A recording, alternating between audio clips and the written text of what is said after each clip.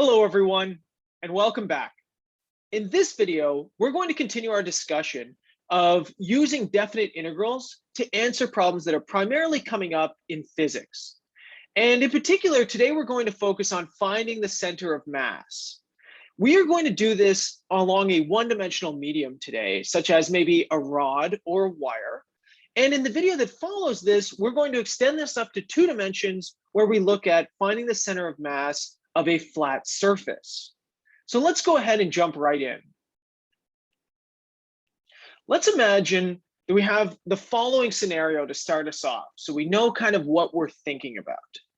And the scenario is going to be that we have a fulcrum, and teetering on that fulcrum will be a long one-dimensional medium. And we're going to denote this maybe by the x-axis. We imagine planted along this say seesaw are 3 points. So let's call them x1. And x1 has mass m1. Then there's x2, which has mass m2. And finally, there's x3, which has mass m3. So you imagine maybe you and 2 friends are sitting on a long piece of wood and you're sort of balancing it. And you want to ask yourself, is it going to tip to one of the sides, or is this thing going to stay balanced, depending on where you and your friends have chosen to stand?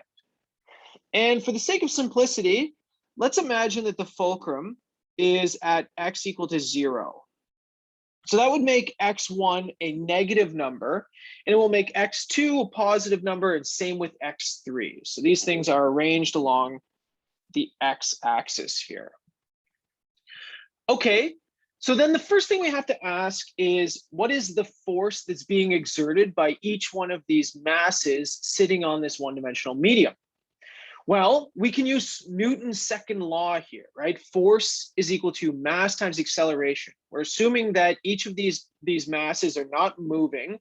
The only thing that they're doing is pulling the seesaw down. And so that tells us that each mass, say m sub k, exerts a force, mass now times acceleration. In this case, acceleration is going to be acceleration due to gravity.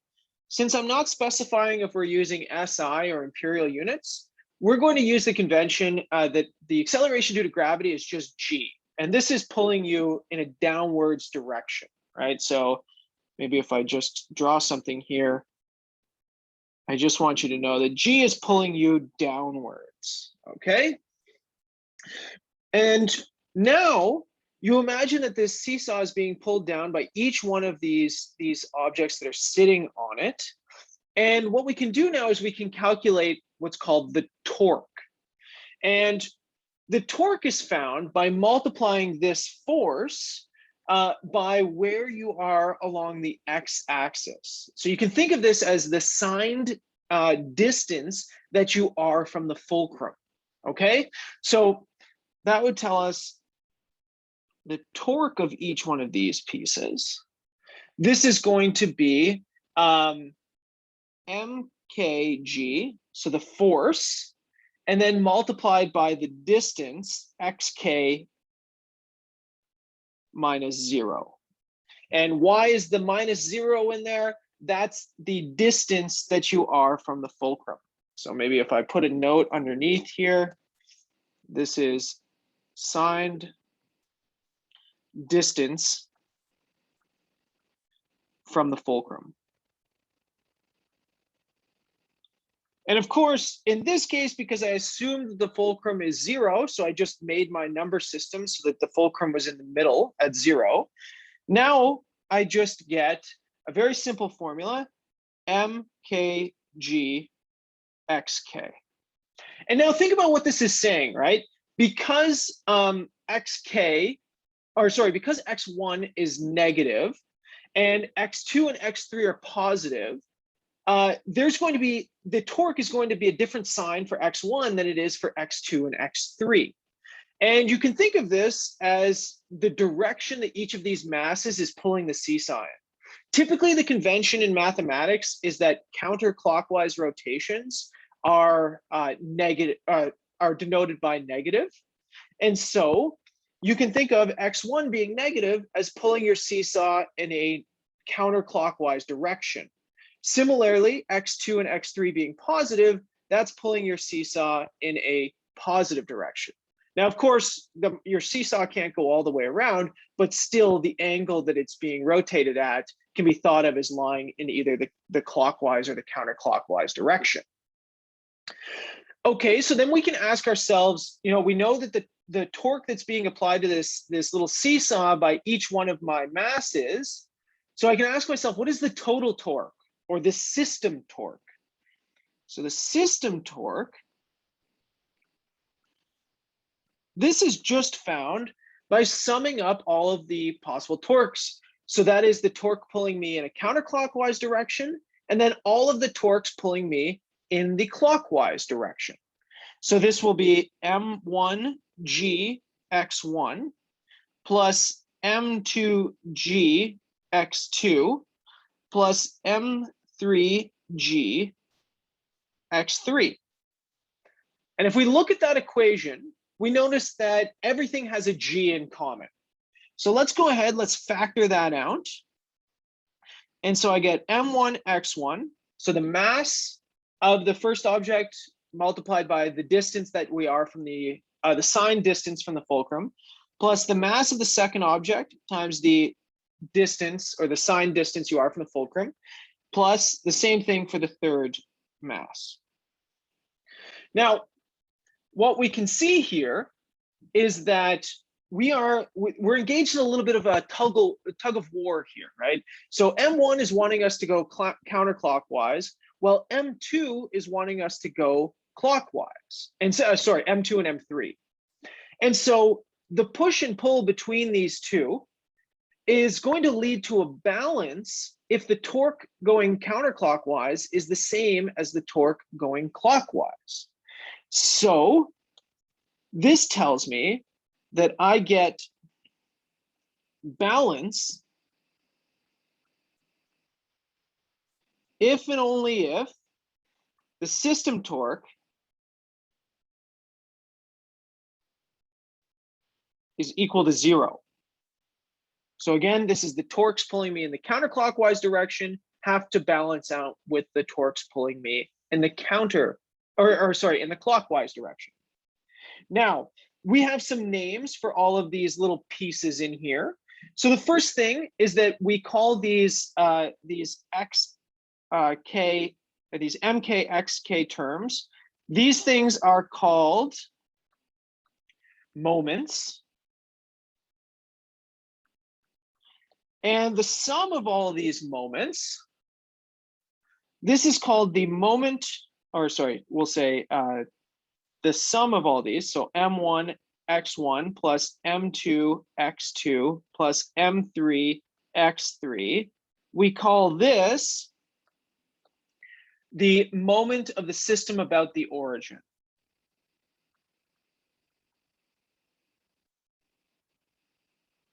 System about the origin. So in this case, the origin would be our fulcrum. And of course, this will generalize, right? We could put 4 people on the seesaw. We could put 100 people on the seesaw, or we could only have 2, for example.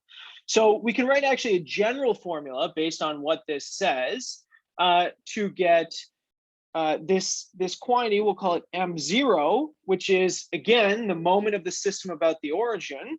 So moment of system about the origin, which is just the sum over all possible masses multiplied by their signed distance to the fulcrum, or to the origin in this case. Okay, so maybe we can pose this question sort of alternatively. Let's think of this as maybe a little bit of an inverse problem. We can ask ourselves the following question: where should we put we put the fulcrum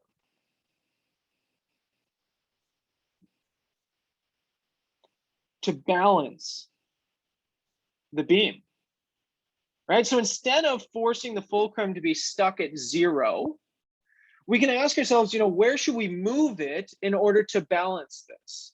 And of course, you can ask a similar question by saying, where should mass 3 move instead? And they can all be posed in exactly the same way. But let's start with this. Let's ask ourselves, where should we put the fulcrum in order to balance this? Well, let's imagine the fulcrum is at X bar, okay? So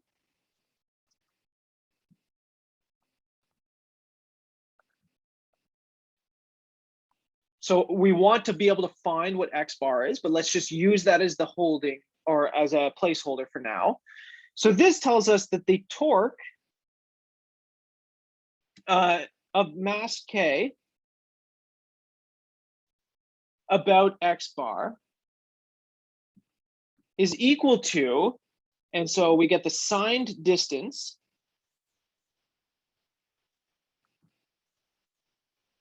of MK to X bar, right? So it's going to be negative if the mass is on the left of X bar. It's going to be positive if the mass is on the right of X bar. Again, we're just thinking of this as pulling us in a counterclockwise or a clockwise direction, and then multiplied by the downward force. And from what we just did above, the last thing I'll write on this page, this is the position of each mass, xk, minus X bar. So that's the signed distance to X bar, multiplied by the mass, multiplied by gravity. Okay, so exactly the same thing. The only thing is that we changed the previous case, we had X bar is equal to 0. So then the question is, how do we find X bar? Well, we know that to balance this thing, the system torque has to be equal to 0. So we have the following equation. We know that the sum of all of these moments about X bar this time has to be equal to 0. Now, because G is in every single term here and it's non-zero, we can get rid of this thing. We can divide it off. And remember, we want to solve for X bar. So we can distribute out this summation. So I get xk mk minus the sum of X bar mk is equal to 0. Now X bar is a constant, so it's not being summed over. I can pull this thing outside of my summation. And I will distribute this. This gives me X bar times the sum of the masses is equal to the sum of the moments. And now I can solve for X bar, which tells me that X bar is equal to the sum of the moments divided by the sum of the masses, which we could write in words as what we call the system moment about the origin. So the same things that we already saw here, divided by the system mass. So the masses of all objects that are used to balance here. And just for a little bit of nomenclature, maybe you've probably heard people talk about this. This is what's called the center of mass. Okay, that's kind of cool, right? It's a cute little application, but you might have the question, what does this have to do with calculus? Of course, right? We haven't really done any calculus here. This is more just a very classical physics problem. Well, let's see how we can approach a more complicated version of this problem using calculus. And let's imagine that I give you, say, a thin wire or a rod, say. And so we're going to denote this thin wire or rod this is going to be given by an interval along the x-axis. Right, so the length of the interval is just telling us the length of the wire or the rod, right? So we're just putting this thing into mathematical sort of theoretical space, but this could easily be, a real object, of course. And we're going to imagine that the rod is not homogeneous. So the density of this rod varies over the length of this thing. And so with density, we're going to use delta of x, right? So this is a function of x. So depending on where you are on the rod, we might have a different density associated to this thing.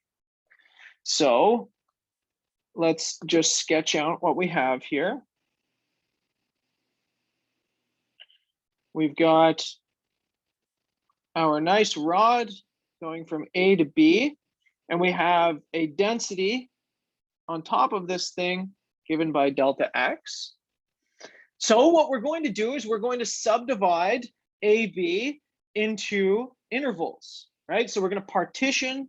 This is the same thing we always do. You can already feel it coming, right? This is going to turn into a Riemann sum, and it's going to go from a Riemann sum into a definite integral, and boom, we're going to have a nice formula.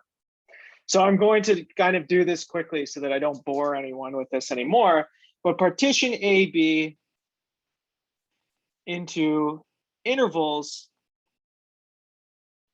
which will say just xk minus 1 and xk of length delta x. And again, we assume that delta x is small enough so that we can approximate what's happening in each one of these intervals by a constant value of the density, right? So we took some tiny little sliver, and in that little sliver, we are assuming that our density is almost constant. And so remember, density is going to be the mass per length scale, per unit of length. And so that tells us that the mass mk is equal to, say, the density at xk times delta x. And this is the mass in each interval. Again, this is approximate, as it always is when we're building up to the Riemann sum, but we can approximate the mass in each one of these small little slivers in that way. And so this tells us that the mass of the wire or the rod,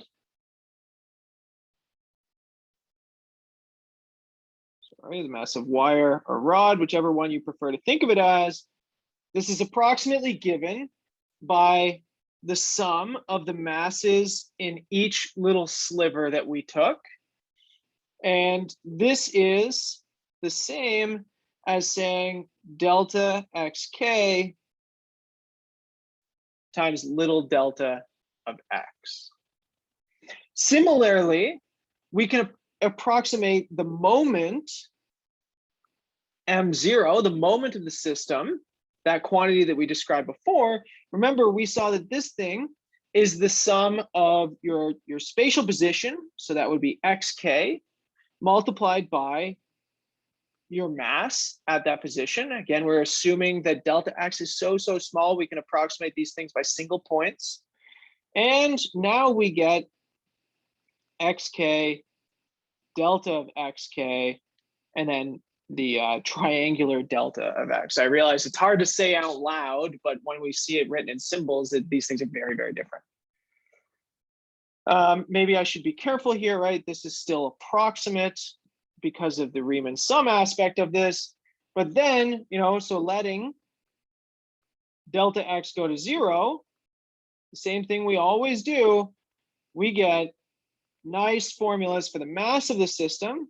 The mass of the system is going to be a definite integral from A to B of your density function, delta x.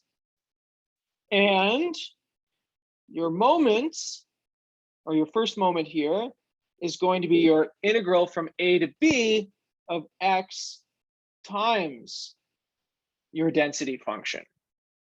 And so we just saw on the previous, with the discrete system, you again get the same type of idea here. This tells us that the center of mass, again, we'll use x bar. This is equal to those moments divided by the mass, which in this case, if we just write in the formulas that we just derived, we get this really nice, kind of simple formula. Again, most of the hard work for the things that we've been doing so far have been building up to the formulas. But a lot of time, once we get the formulas, then it's this sort of a recipe that we can follow for any types of problems. And let me just emphasize that. Let's close with a nice example here. So let me imagine I give you a nice rod, and this thing has density 2 plus 3x squared. So let me write the question properly. I want you to find the mass, m, and the center of mass,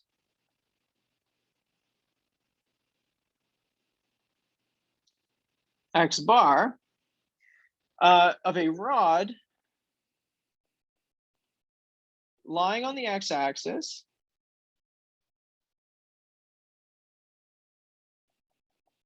over the interval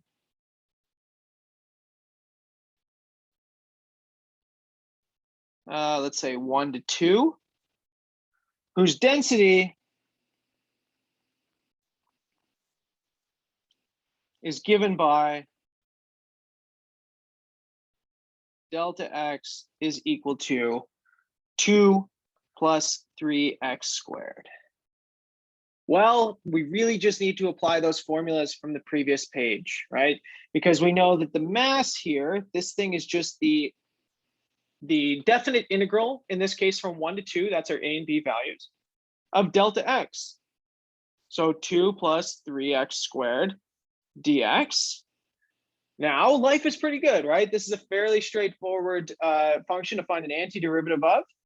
I've got a nice 2x plus x cubed. And in this case, we're running from 1 to 2. And you know what I'm going to say. Calculator problem, right? This thing is now just gives us a mass of 9. So the mass of this rod is 9. And the center of mass, this is given by m0 divided by m. We already calculated m, that's 9. So let me put 1 over 9 out front. That's the 1 over m piece of this, because we still have to do another integral. The last piece is m0, which is x delta x. Now we get a little cubic function that we need to find an antiderivative of. I'm not even going to bother expanding it all out. I'll do it all in one step here. But I get 1 over 9, and then x squared plus, 3x to the 4 over 4, running from 1 to 2. Say it with me, calculator problem, right? And so now we get 19 over 12 in terms of the center of mass of this thing. So it's a little bit bigger than 1. Actually, it's a lot bigger than 1. It's even closer to 2. And that makes sense, right? Because if you think of this thing, this rod is getting more dense as you get closer to the end of the rod, right? It's less dense at the beginning of the rod, and it gets more dense towards the end of it. That tells us that there's more mass concentrated to the end that's near 2. I would like to say the right-hand side, but orientation doesn't really matter. Okay, so in this video, we've just seen how to calculate the mass and the center of mass of a one-dimensional object. What we'll come back with in the next video is how to do this for two-dimensional objects.